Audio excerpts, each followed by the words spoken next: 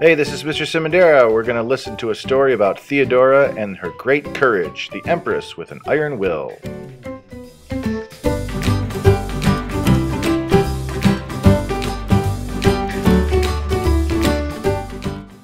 Determined to always be the Empress with her husband Justinian, she will provide him the courage necessary to stand up against the angry mob and end the Nika rebellion.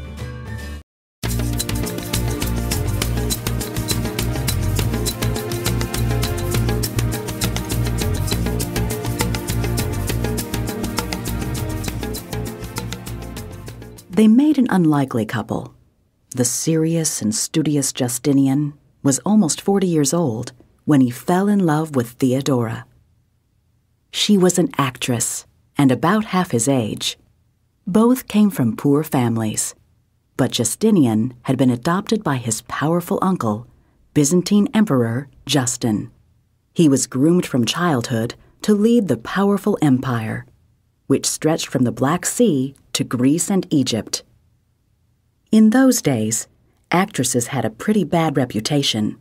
In fact, when Justinian and Theodora met, a law prevented a member of the nobility from marrying an actress. But Emperor Justin was willing to clear the way for the young lovers. He proclaimed a new law that allowed actresses to marry anyone. Finally, the couple wed. 2 years later, in 527, Justin died, and Justinian and Theodora became the rulers of the Byzantine Empire. The beautiful Theodora proved to be more than an ornament to Justinian. She ruled alongside the emperor as his partner, offering advice on official matters. In particular, Theodora encouraged Justinian to pass laws that would help women.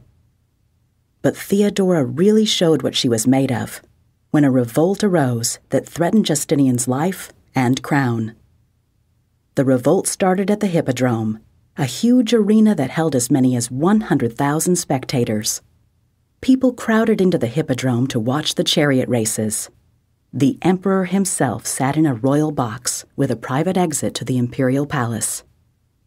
Respectable women, a group that now included Theodora, did not attend. Charioteers were the rock stars of their day. At the Hippodrome, they were divided into 2 teams, the Blues and the Greens. But the teams represented more than a sports rivalry. They also represented the political and religious divisions in the empire. The Blue fans tended to be conservative, wealthy, and orthodox in religious matters. The Green fans were from the working class and opposed rigid religious beliefs. Fans cheered Nika or victory, urging on the charioteers who represented their team. In 532, a fight between Blues and Greens fans, after a race, swelled into a riot. Justinian's troops imprisoned many of the rioters and executed 5 of the ringleaders, both Blues and Greens fans. 3 days later, an enraged crowd forgot their differences and joined forces against Justinian himself. The mob stormed the jail and set the remaining prisoners free. Then they set fire to the jail and other buildings. They used the racing cheer Nika as a rallying cry. The Nika Revolt, as it came to be called, raged for 5 days. Justinian's attempts to put down the revolt were unsuccessful. His advisors met with him in the palace and urged him to flee.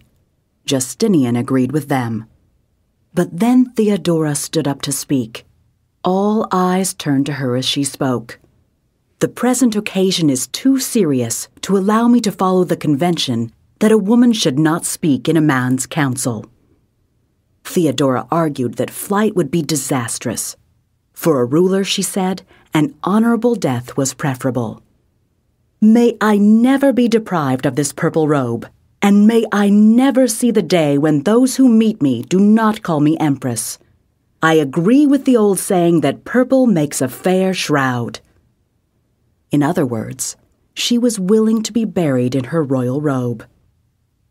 Theodora's spirit inspired Justinian, and he ordered his generals to crush the revolt. They trapped the rebels in the Hippodrome and killed about 30,000. Justinian believed that carrying out this massacre was the only way to hold on to his crown. Maybe it was. Restored to power, Justinian lived out the rest of his reign, and the former actress continued playing her best role, that of Empress, until her death in 548.